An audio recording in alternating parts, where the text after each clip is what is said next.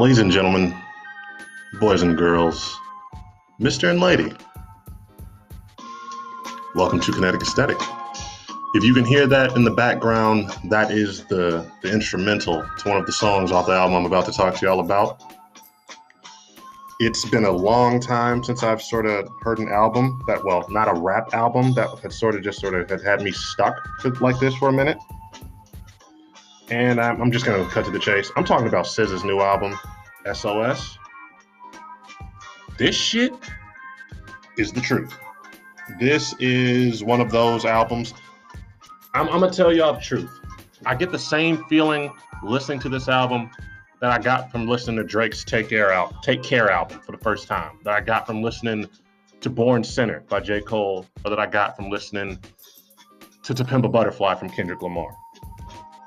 It's one thing to come out with a solid debut album where you establish yourself, you make a name for yourself, and you sort of put yourself out there like this is somebody to watch. But when an artist is able to avoid that sophomore slump, and even more so than that, put together a body of work that's just so solid, that's so impactful. And this is only a couple of days old. It's real easy for me to say this shit now, but just puts together an album that just sort of stands out. I think that's when you know that you have somebody that's a fucking superstar. And this is that. Let me pause this. This album is, let me see how long it is. I know it's over an hour long. I want to say it's like 23 songs. If I'm not mistaken, hold on. I'm checking it for y'all right now. Yes, 23 songs, 1 hour and 8 minutes. The entire time I was listening to this album, never was there a song that I wanted to skip. Never was there a song that just didn't sound good or was just offensive to my ears. 23 songs. That is impressive. Not only that, she's got songs on here that aren't even just R&B. And she's got songs on here where she's spitting fucking bars. And you know what?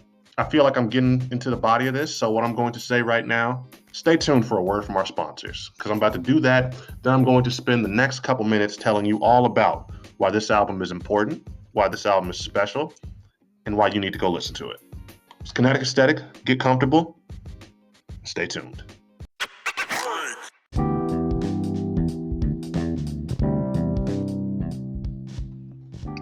Yo, this is your boy Germ, just checking in to make sure that I remind you, in case you ain't know so already, go and stop what you're doing. Go and just take a moment, go and search up Kevin Wayne on whatever streaming platform that you're listening to me on. Whether it be Apple Music, whether it be Spotify, whether it be whatever. Chances are his music, especially the latest singles he's dropping from his latest project that's going to be coming out soon called Storm, is going to be out available to you right now. He's already dropped CSF, Heat. He's already dropped Harder, Heat. He's already dropped Fallen, Heat. The heat's all out there. So if you haven't listened to it yet, stop sleeping. Just stop sleeping for me for a second. Go over, open up that search bar, type his name in. Once again, it's Kevin Wayne. You can find him on Instagram at Complete Kevin. Stop what you're doing. Go search this man up and go find his shit. Once again, shout out to Kevin Wayne. Storm coming soon. Shout out to the whole Melting Point group. Thank you.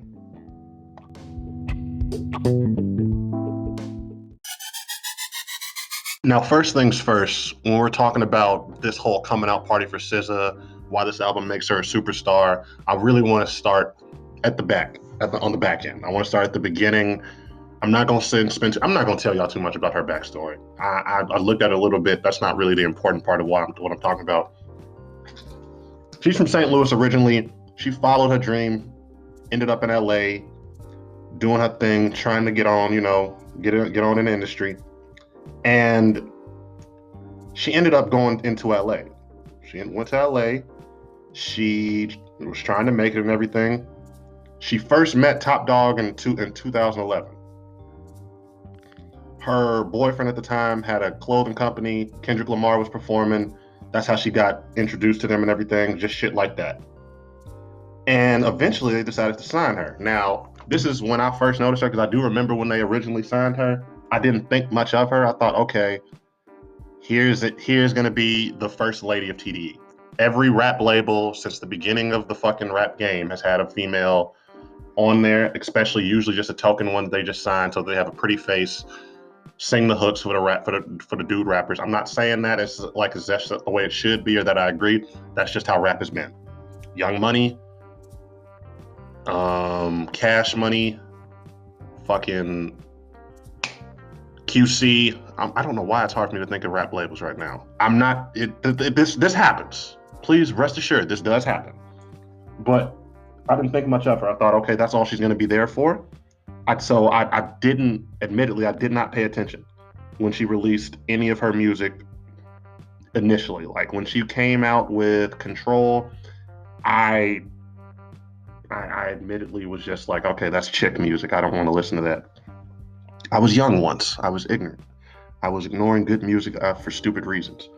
But she came out with that. I didn't think much of it. I knew she had a fan base. I knew she was a notable singer. Motherfuckers thought she was talented. It wasn't until the original Black Panther in 2018, I want to say, might be wrong on that, came out, and she had the song All the Stars. I was talking to Justin about this, and we both agreed. When that song came out, that's when I knew. I'm sure that's when a lot of people knew. This girl is special. This is a special talent. Y'all can't fuck up with her. And so it's honestly a little surprising that she came out with such a big hit like that, and then she didn't release the album until now. But the more I think about it, the more I understand.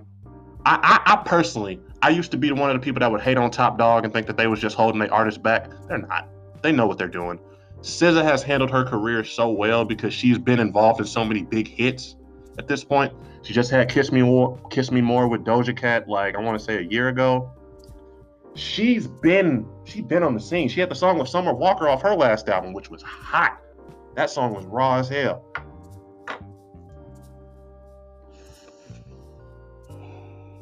So there's actually been a decent amount of build up, and I didn't even realize, like, I was ready for a SZA album. Like, I like what she does. I like the music that I've heard from her. And go listen to this album makes me want to go back and listen to Control all the way through, because there's just so much heat on this album. And the great thing about it, again, she was not sticking to just R&B. She was mixing so many sounds. She has a country song on this shit. She has a country song and she has a pop punk song. What R&B artist you know can pull that shit off seamlessly? The album it starts off great. It goes great the entire way through. Like, this is 23 songs, an hour and 8 minutes. I did not skip one song. And I had no urge. There was nothing offensive to my ear. I wasn't just like getting lost in the album or just not caring enough. It was engaging, good music. And I think that's one of the things that just goes to show, because number one, she doesn't over-release her shit. That's one thing that I feel like happens with a lot of artists nowadays that TDE, they do a good job with. They don't overexpose their ass. And one thing about them that I'm starting to realize, a lot of the artists be having fucked up shit going on with them. And that's probably a bigger part of why she didn't drop for so long. Because just doing more research on her for this episode, I was able to see, like, she is a quirky ass woman. She deals with, like, I feel like she's one of those people that has her own worst critic. Because if she was sitting on this album, if this album was not just like made in 1 month and she just had this ready, I don't know what the fuck's wrong with her. Because this would have been fire 5 months ago. It would have been fire a year ago. It's fire now. Yeah, I just like Good Days. That song came out 2020. Wow, that's like one of my top 5 songs on the album. I didn't listen to that song all the way fully. I don't know how the fuck I slept for that long until the album came out. She's a fucking star. She can sing. She can make great music. This whole album, and on top of that, yeah, she's singing a lot about, like, there's a term I use for a lot of, like, female hip hop adjacent music nowadays, pussy rap. I heard it somewhere. I didn't come up with it because it feels like that's all they rap about is how good their pussy is and shit like that. And I'm the best this, I'm the top. It feels like this album has so many different, like, emotional points or just different feelings that she was, like, hitting at. There are songs where she's sad, There are songs where she's cocky talking her shit. Shout out to Smoking on My X-Pac. That is probably going to be quoted and used for captions by every IG model, every woman on Instagram for a good while. Listen to the song and just learn the lines and just understand you're going to recognize so many motherfuckers using lines from it. It's going to happen. I'm telling you, I heard it right now. She made that song for them.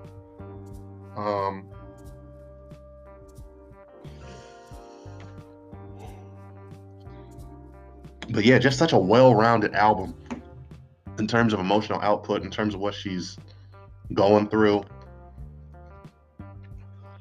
It's really fucking just impressive the amount of work it feels like went into this song.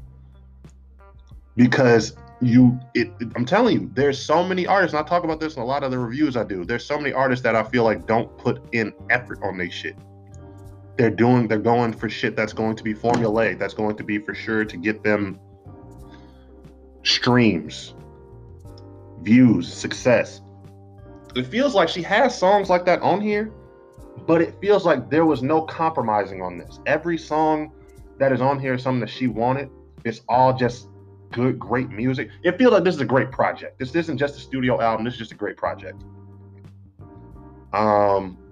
I could literally just sit here. I can't pick a favorite song because I'm telling you, all 23 are just... I'm looking through here to see if there was a song that I just didn't fuck with. And I'm sorry, y'all, there's not. There is not. I probably just have to give y'all my top 5. My top 5, Used featuring Don Toliver. Don Toliver continues to be on a hot streak like at the end of the year. I don't know what the fuck it was. First it was Metro, now this. You can't miss right now. Hurry up and come up with your other album. You had Kill Bill, and this is in no order. Gone Girl. Actually, I don't know.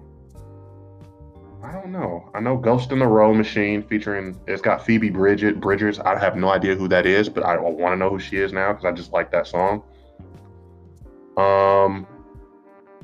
Good Days, Open Arms.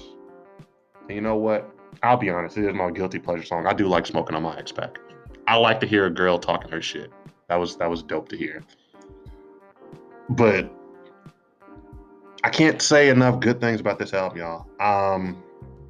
I've been debating if I wanted to give this a 9 or a 10. I think for now I'm going to go with a 9.5.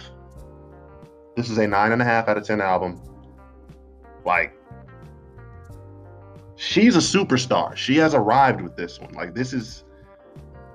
I said it before, same feeling I got listening to some of those other albums when I just remember those feelings that I got listening to certain shit where I knew like, okay, this is somebody that's for real, that's serious. More so than me just liking that shit or being a fan. Like, this is somebody that's legit going to stick around.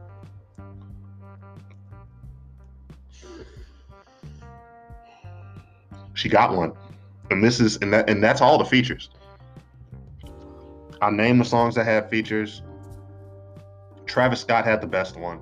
It's funny, crazy how after I just talked about him in the Metro review about how I wasn't fucking with him and I didn't fuck with his whole, like, the way sometimes he can fuck up a song, he slid.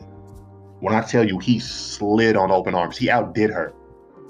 So, yes, everything that was put into this album was A1.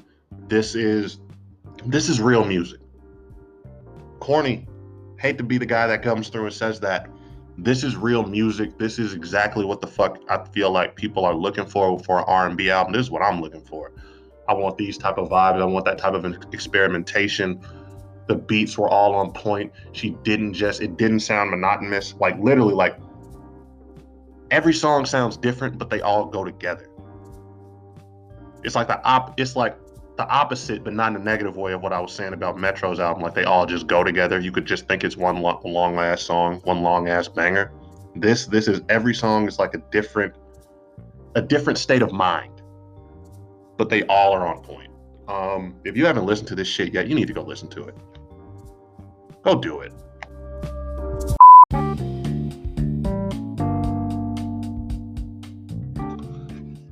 All right, y'all. Now, if it's 2 things that you should know about me by now, but from listening to this show, it's that number 1, I love to support my friends. And number 2, I love to support Black-owned businesses.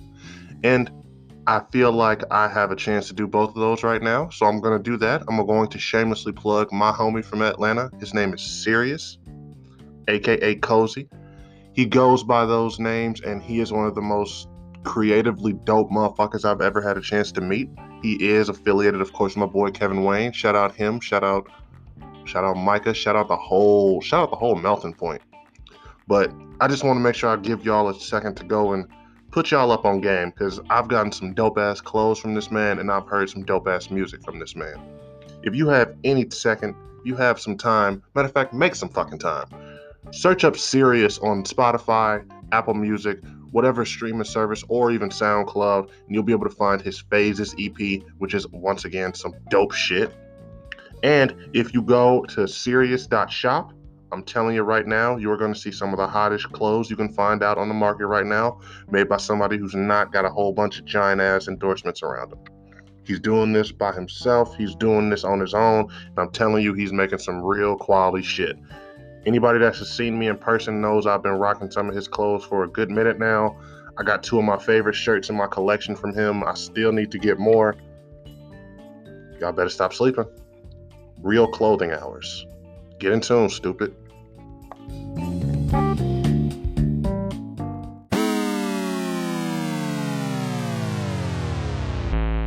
That's all I have to say for y'all. This album, 9.5 out of 10. It's going to be hard doing my end of the year list. I'm honestly probably just not going to include this one since it's not a rap album. But I just want y'all to know this is in my top 3 of the year overall. This is just one of the best things I've heard this year. And you know what? I might just be a simp for SZA all of a sudden. It might just be that part of me that's just like, I'm sorry. Her voice is enchanting. That's all I got to say about the album. If you ain't listened to that shit yet, go listen to it. It's great music, man. It's an hour and 8 minutes that I was very happy to spend listening to it. This has been Kinetic Aesthetic. It's been your boy Germ. I hope y'all have enjoyed day 3 of Kinetic Aesthetic Golden Week. Be ready for day 4.